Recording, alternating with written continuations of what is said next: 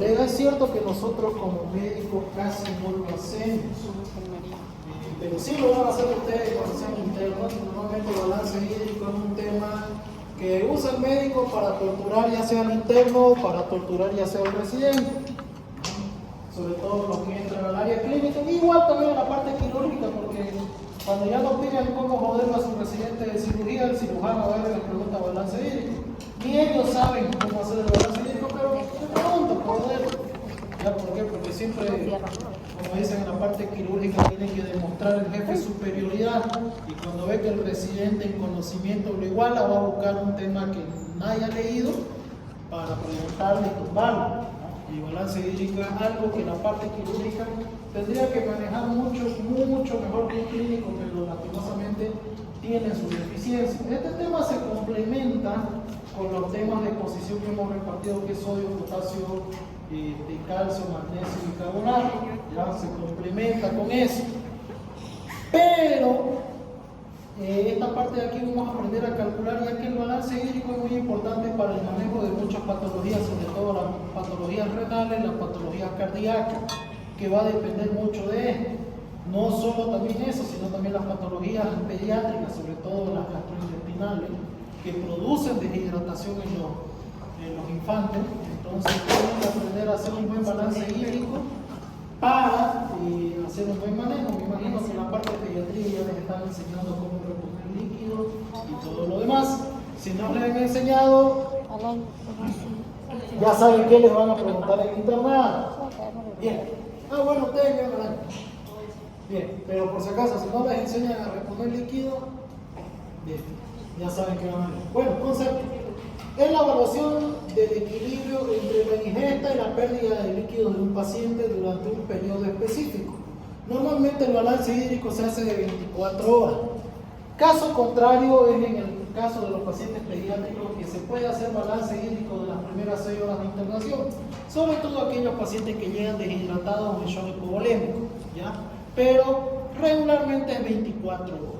Este balance es crucial para mantener la homeostasis, ¿no? Dependiendo la cantidad de agua en el intravascular y en las células, todas las funciones metabólicas del organismo se van a llevar a cabo de una manera correcta.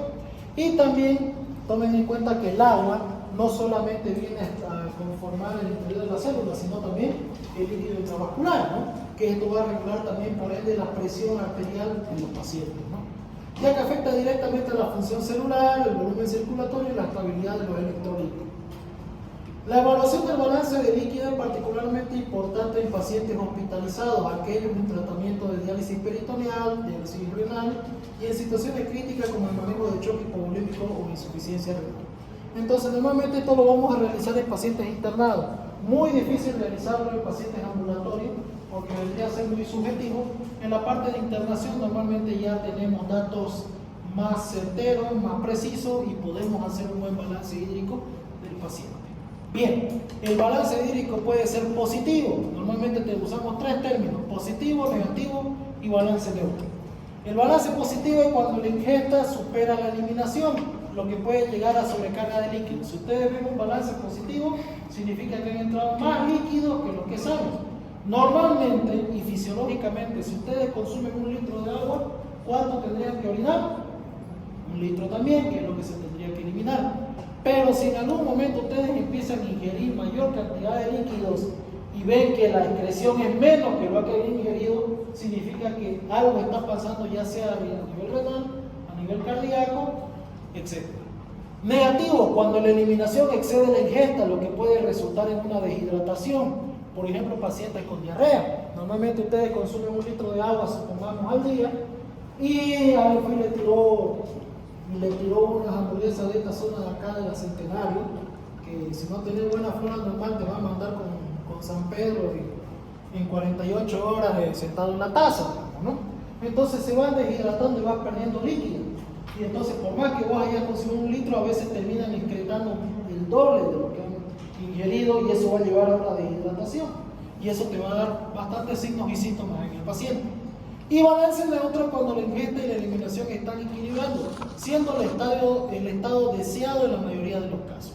Un balance neutro significa que lo que entró, salió del cuerpo, ¿no? 1 litro de agua consumió, 1 litro de agua fue lo que se eliminó con la diuresis, ¿no? Entonces, eso vendría a ser un balance neutro. Ahora, hay que tomar en cuenta, cuando hay un balance positivo, también va a haber una ganancia de peso. Recordemos que el 70% de nuestro cuerpo es agua. Entonces, si ustedes ingieren más líquido, se va a acumular más líquido en el intersticio y en el tercer espacio y va a hacer que aumente de peso.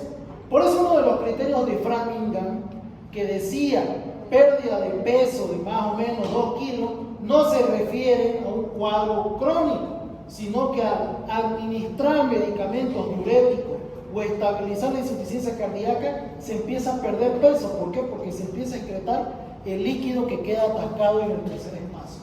A eso se refiere ese criterio de Framingham. Por eso, si ustedes ven en la tabla, te lo pone como criterio mayor y como criterio menor a la vez. No te lo pone como un criterio mayor solamente. ¿Por qué? Porque es inespecífico, ¿no? Bien, y con respecto al negativo, normalmente va a causar una deshidratación, etc. Bien, el balance de líquidos es esencial para garantizar la función adecuada de los órganos y sistemas del cuerpo. Mantener un balance adecuado contribuye a regulación del volumen intravascular, previniendo la hipovolemia o sobrecarga de volumen, estabilidad de electrolitos fundamental para las funciones celulares, mantenimiento de la presión arterial, evitando hipotensión e hipertensión, y optimización del gasto cardíaco necesario para una perfusión tisular adecuada. Entonces, esto es lo importante del balance hídrico. Bien, ahora, ¿cómo calculamos el balance hídrico? Normalmente, la única fórmula que tienen que saber, bueno, la fórmula para el balance hídrico es igual a ingreso menos egreso. Ahora, cada uno, tanto ingreso como egreso, tiene su desglose.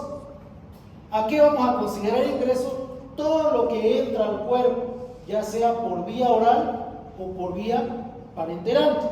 Entonces, si hablamos de los ingresos, van a ser la suma de los líquidos endovenosos. Por ejemplo, si tienen un paciente internado y le están pasando, qué sé yo, 1000 ml de solución fisiológica en 24 horas, esos 1000 ml entran al balance hídrico. Ahora, ¿qué también entra en líquidos endovenosos? Si hay alguno o alguna que estudia enfermería o ha estudiado enfermería o tienen algún familiar de enfermería, les van a decir siempre que cuando administran medicamentos siempre lo diluyen con 20 ml de solución fisiológica, ya sea el antibiótico, ya sean los diuréticos. ¿Para qué? Para evitar la lesión de las venas y facilitar que sea menos irritante. Entonces, si su ampolla de furosemida que mide 5 ml la diluyeron en 20, ¿cuántos ml de agua está entrando? 25 ml. Entonces eso más también se suma. Y normalmente la enfermera eso lo va a anotar siempre en su tablilla o en su carga de enfermería. Pero ahorita van a ver en el caso clínico que puede haber algunos errores. Líquido de vía oral es lo que entra por la boca. Por ejemplo, el paciente va y toma un vasito de agua, se tiene que anotar. Normalmente eso no lo toma en cuenta la enfermera, a menos que sea un paciente que esté en terapia intensiva. Y normalmente eso lo dejan a jurisdicción del médico. Si quiere lo anota, si no, no. Lo correcto es que todo se tiene que anotar. Por ejemplo, cuando estábamos en el hospital haciendo residencia, yo le dejaba encargado a mi interno: este paciente está con insuficiencia cardíaca y necesito que los líquidos se controlen. Así que normalmente agarraba, lo mandaba al interno, iba y averiguaba que el vaso del paciente cuántos ml medía y tenía que hacerle una hojita al paciente que cada vez que tome agua anote cuántos vasos tomaba en todo el día. Si ha ido al baño, igual hacíamos un frasquito de suero por medida, que orine en el frasquito y que nos diga cuánto y lo anote en el papelito. Cosa que llegaba al interno y el otro día sumaba con lo que anotaba en el Cardex la enfermera, ya para tener los ingresos. Agua metabólica. Líquido vía oral entra también lo que se consume en los alimentos. Por ejemplo, el vaso de refresco cuando ustedes van a almorzar, o la sopa. Recuerden que también las sopas tienen una cantidad de ml, entonces ustedes tienen que tener por lo menos un previsto de cuánto entra en un plato sopero. Si es un plato sopero de los que son más largos y altos, normalmente le entra aproximadamente 100 a 250 ml. Si es un plato sopero de los grandes, de esos de caldo, cuando van a caldear posterior a su sábado de chupa hasta la noche, y van y toman el muerto que le dicen, ese por lo menos mide 350 a 500 ml, ¿ya? Más que un Starbucks, hasta ese calculó en ese caso. Ya, entonces eso ustedes lo tienen que anotar, qué tipo de consumo está teniendo el paciente. Agua metabólica es el agua que se produce a través del ciclo de Krebs. ¿Se acuerdan del ciclo de Krebs? Es la formación de ATP a través de todos los nutrientes que entran a la mitocondria. Y hay que tomar en cuenta lo siguiente, que en el ciclo de Krebs no solo se produce ATP, sino también se produce agua. Entonces va a haber agua que el cuerpo va a producir a través del ciclo de Krebs. Eso no lo podemos medir, pero sí se puede calcular más o menos cuánto de agua produce su cuerpo de ustedes cada día con el consumo de alimentos y según el peso que tienen ustedes. Bien, egreso, diuresis, no hay como darle mucha vuelta, es lo que se secreta a través de la orina. Entonces normalmente eso está calculado por la enfermera. Ahora, me dirán, pero doctor, ¿y cómo calculo la diuresis de un paciente que tiene ACV, no tiene sonda y usa pañal? Lo que hace si está con pañal, lo pesan, ¿no? Normalmente lo pesan y la cantidad lo anotan del peso más o menos que tiene. Normalmente 100 gramos son casi 100 ml que tienen de líquido, entonces se pesa.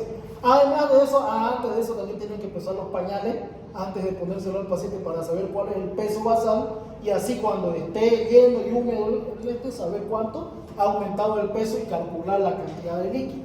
Normalmente el paciente con ICC o renales se utiliza la sonda vesical para hacer un mejor control de la orina. Pero recuerden que el sondaje vesical es una fuente de ingreso a bacterias a la vejiga y puede producir infecciones urinarias. Entonces solamente sondeamos a aquellos pacientes que no pueden realizar un control estricto o han llegado de una insuficiencia cardíaca grado 3, clase funcional 3 principal. Catarsis. Con las heces fecales también se elimina agua, ¿ya? Entonces, aproximadamente con la catarsis, dependiendo, como decimos vulgarmente, a la cantidad, se puede eliminar entre 50 a 100 ml de agua por cada catarsis que tiene una persona. Pero, como les digo, eso es relativo. Mientras más se evacúa, más agua se pierde, ¿no? Ahora, con respecto a las diarreas, en ese caso se tiene que calcular la cantidad de diarrea en ml que ha tenido el paciente y se le disminuye 50, que es el peso más o menos de los sólidos que tienen las heces fecales en estado de diarrea. Es un poco más difícil de calcular en esos casos. Pérdidas insensibles. Las pérdidas insensibles de agua son las que han aprendido en fisiología. Normalmente para perder calor el cuerpo empieza a consumir agua. Entonces pierden calor por radiación, por la respiración, etc. Entonces normalmente las pérdidas insensibles son las que se pierden y ustedes no las perciben, por ejemplo la sudoración, la respiración, ¿no? etc. Entonces también hay una fórmula para cálculo de pérdidas insensibles. Y pérdidas extras, estas se las voy a dejar en tarea para ustedes. Las pérdidas extras son de otros líquidos corporales que no se miden normalmente en pacientes, pero sí en algunos casos. Por ejemplo, cuando ustedes vean un paciente con postquirúrgico y está con su drenaje, con su Penrose o con su tubo de Kerr, en un caso de una colangitis, se pierde el líquido a través también de la bilis. Entonces, más o menos ustedes van a ir a buscar cuánto de agua conforma la bilis y dependiendo de la cantidad de bilis que se secreta, también se pierde agua. Lo mismo con la colostomía, ¿ya? Entonces, eso tienen que averiguar ustedes. ¿Por qué? Porque es muy importante también para el balance hídrico de los pacientes. Bien, ahora, ¿cómo sacamos el agua metabólica? Normalmente para el agua metabólica tienen que sacar la superficie corporal por 250, que es una constante. Y ahora dirá, doctor, ¿cómo sacamos la superficie corporal? La superficie corporal es esta formulita de acá. Peso en kilogramos por 4 más 7 dividido entre peso más 90. ¿Ya? Esta fórmula de superficie corporal es para pacientes mayores de 10 kilos. Cuando el paciente pesa menos de 10 kilos, por ejemplo los neonatos, los infantes, si este 90 de aquí se lo cambia por 60. ¿Ya? Pérdidas insensibles. Depende. Si su paciente no ha tenido fiebre en las últimas 24 horas, superficie corporal por 400. Y si ha tenido fiebre durante las 24 horas, superficie corporal por 600. ¿Ya? Depende a estas fórmulas que se van a memorizar porque van a entrar en el segundo parcial, se las tienen que memorizar. ¿Ya? Bien. Ahora, hay algunos datos. Como les mencionaba, las heces fecales se pierden aproximadamente de 50 a 100 ml al día. Evaporación, exhalación, lo que respiran aproximadamente entre 500 a 1 litro al día. Y en la orina, dependiendo al consumo de agua, pero lo correcto tendría que ser entre 1000 a 2000 ml en 24 horas. Bien, ahora hagamos un ejemplo, que esto es lo que les gusta a ustedes, ya me di cuenta en la anterior clase. Paciente con insuficiencia cardíaca internado en el servicio de medicina interna. Al momento, a pesar de tratamiento diurético y antihipertensivo, sin mejoría de la sintomatología. Me imagino que está con edema, está con disnea, etc. Persistiendo disnea grado 3 y uso de oxígeno por bigotera a 3 litros por minuto. ¿Qué es lo que pasa en una insuficiencia cardíaca? ¿Por qué se producen esos síntomas? De disnea, principalmente, en una insuficiencia cardíaca. Porque hay un aumento de la precarga, ¿no es cierto? Toda la sangre se va al intersticio pulmonar, lo edematiza y va a producir disnea y con ende dependencia de oxígeno, ¿no? Bien, por eso dice uso de oxígeno a 3 litros por bigotera por minuto. Al examen físico, paciente con estertores crepitantes húmedos, eso nos indica que está encharcado el intersticio pulmonar, puede estar en un edema del pulmón. Tonos cardíacos conservados, eso me indica de que no hay una descompensación, ya debería haber acomodado ese paciente. Se observa edema de miembros inferiores, grado 3 o de 2 cruces. Ahora, en las indicaciones se observa solución fisiológica 14 gotas por minuto. ¿Cuántos ml estamos pasando en 24 horas con 14 gotas? ¿Cuánto? 1000 ml, ¿no? Entonces estamos pasando 1000 ml en 24 horas.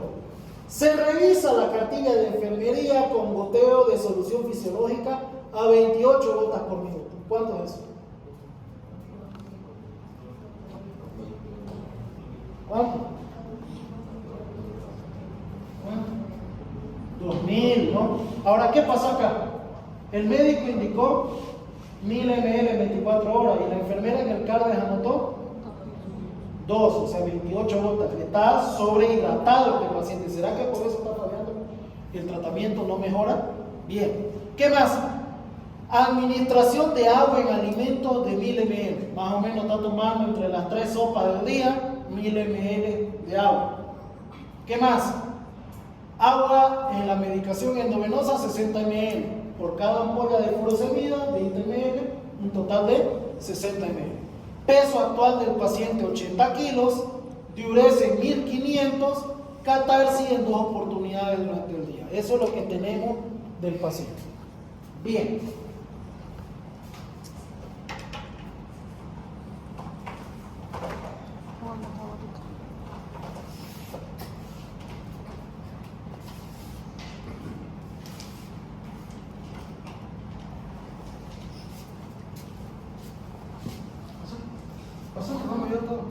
Sí, para que aprendan.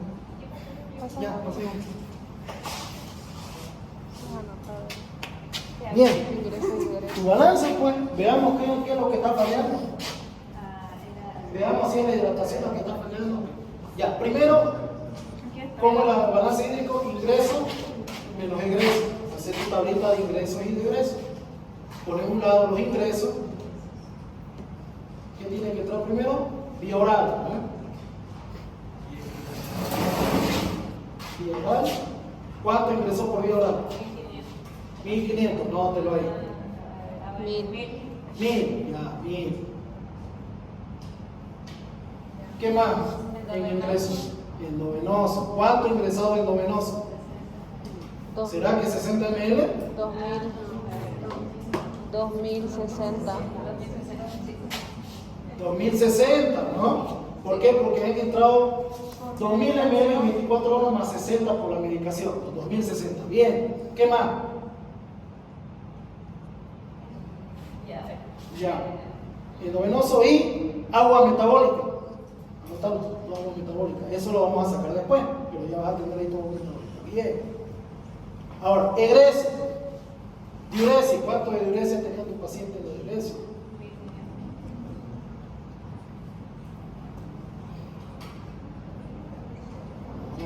Bien. Catarse. ¿Cuántas veces ha ido al baño? Dice ahí. 2. ¿Cuánto se pierde por catarse? De 50 a 100. Yo prefiero ponerle siempre el máximo. 100. ¿Cuánto serían? 200 ml. Porque mentira que van y hacen poquito. Y luego están las pérdidas insensibles que también tenemos que calcular, ¿no es cierto? Ponga ahí pérdidas insensibles. Bien. Nos faltan datos. Vamos a comenzar con la agua metabólica.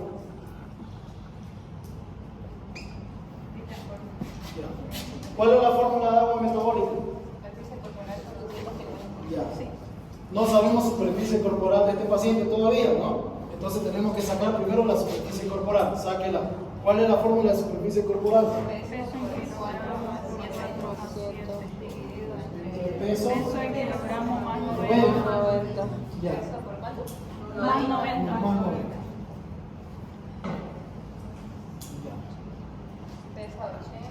Peso 80. Ahí 80 por 4, 120 más 125. Dividido entre 80 más 90. 8, 9, 170. Ya, ahora dividí eso. 127 dividido entre 170. 0.74. ¿Cuánto? 0.74. Eso te salió de superficie corporal. Ya. 0.74. Bien, ahora sacando fórmula de agua metabólica. ¿Cuánto era? Por 250. ¿Cuánto sale eso? Está mal, 247. 120. No, es 247. 247. Es 200. 185 ml. Eso es tu agua Pues sí, metabólica. peso por 4. ¿Cómo? Eso es lo que genera de agua este paciente con 80 kilos todos los días. Bien. Oye, Iván, Ahora. dice que te equivocaste en el por- En la en la multiplicación. multiplicación. 80 por 4 no es 120. Ah, ¿verdad? 320. 8 por 4, 32, 320, 327, 327 dividido entre 170. 1.92. Eso sí. Aquí bien, ya. 1.92 por 250. Algo de 400, digamos. 480. 480 ml. Eso es lo que produce de agua su cuerpo con 80 kilos todos los días, ¿no? Bien, pérdida insensible. ¿Cuál es la fórmula de pérdida insensible? Superficie corporal por 400. por 400 sin fiebre. ¿Ha tenido fiebre el paciente? No, entonces por 400. Multiplique 1.92 por 400. ¿Cuánto sale? 768. Eso es su pérdida insensible. Ya, bien. Ahora es sumar primero todos los ingresos y después todos los egresos. Sume. 1060 más 400, 3460 más 80, 4040. ¿Me lo confirmo? 1000 más 2060 más 480. 1000 más 2060 más 480. 3540. 3.540, ese es tu ingreso. Tus ingresos han sido 3.540 en 24 horas. Ahora tus egresos, suma. 1.500 más 200, 768. 2468. 2.468. Ahora, 3.540 menos 2.468. ¿Cuánto sale?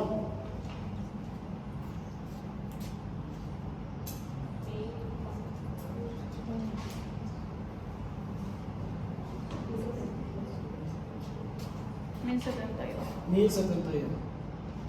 ¿Positivo o negativo? Positivo.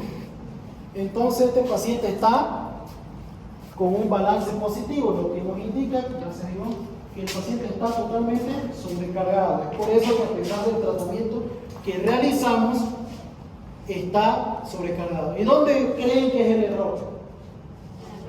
En la enfermera. Supongamos que le quitamos 1000 de ingresos, ¿cuánto quedaría esto? en 72, porque ella se está excediendo con 1000 ml, ¿no es cierto? Entonces quedaría 72 positivo. Aún así siguen entrando líquidos. Tal vez el paciente estuviera un poquito mejor, pero no llegaría a lo normal todavía, porque lo correcto y lo más ideal es mientras más cercano al cero esté el balance, es mejor. Pero en el caso de estos pacientes que están con edemas, el balance tiene que tratar siempre de estar negativo. ¿Por qué? Porque la idea de ustedes, ¿qué es lo que quieren? Que el paciente vaya perdiendo líquido y por ende va a ir perdiendo peso, ¿no? Entonces en estos casos tendría que tratar de estar en menos 72, menos 100. ¿Para qué? Para no causar hipotensión, deshidratación y así tratar de regular el intersticio del momento. ¿Alguien quiere hacer otro ejemplo? ¿Quién piensa bien? Para que platiquemos. Uno más.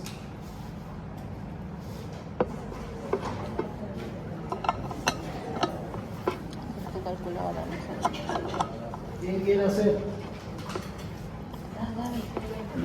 Conte que para el examen práctico teórico no van a hacer ustedes solo, van a equivocarse acá. ¿No está difícil? Bueno, ¿alguna duda hasta acá? Ya.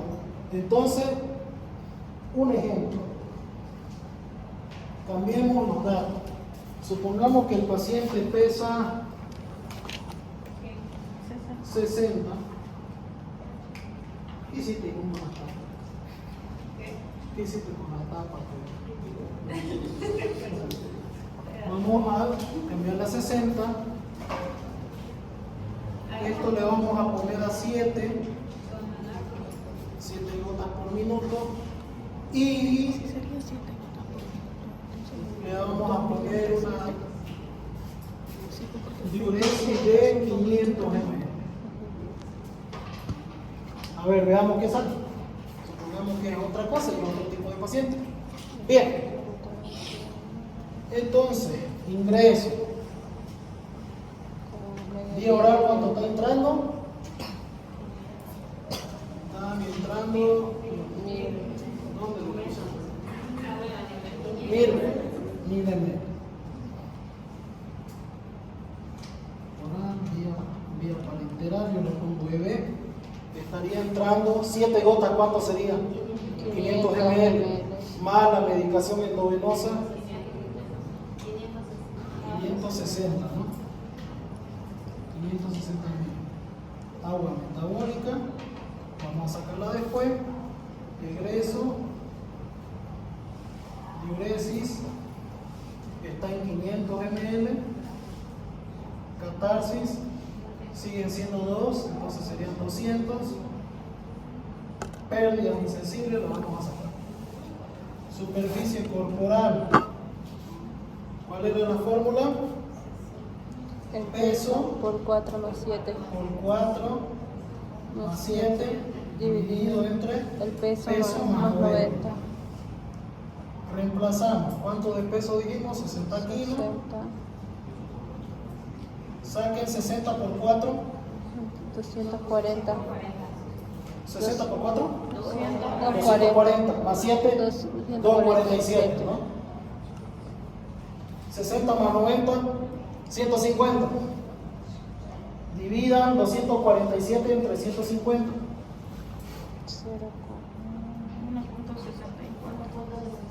1.64 de superficie corporal, ¿no? Bien. Agua metabólica, la fórmula. Por 250, ¿no? Multipliquen 1.64 por 250. ¿Cuánto? 410 ml. Bien. Pérdida insensible, sin fiebre, por 400, ¿no es cierto? 1.64 por 400. ¿Cuánto es? 656. 656. Ya. Vamos a sumar. ¿Cuántos son los ingresos? Sumen 1000 más 560 más 410 ml. 1970. 1970. Ya. Egreso. Sumen 500 más 200 700. más 656. 1300. 1356. Ahora resten 1970 entre 1356. 300. 614. 614 ¿no? Entonces aún sigue siendo positivo, pero más o menos así van a venir los exámenes. Cuidado que le toque un paciente con deshidratación, en ese caso va a tratar de salir siempre negativo, ¿ya? Entonces se han dado cuenta que varían los resultados dependiendo del peso del paciente, la cantidad de líquido, etc. Lo único que no varía son las constantes. Bien. Esto, como les digo, les va a servir como cultura general, a menos que sean médicos de terapia, lo van a usar, o de pediatría, lo van a usar todos los días de su vida. Ahora, si solo me van a hacer otro tipo de especialidades, esto solamente lo van a ocupar mientras sean internos y tal vez mientras sean residentes, de ahí ya no lo van a ocupar. Porque normalmente casi todos los cálculos lo hacen la enfermera. Pero siempre hay algo que se les escapa, entonces tienen que saber ustedes para hacer un buen manejo de su paciente. ¿Ya? Bueno, eso sería todo.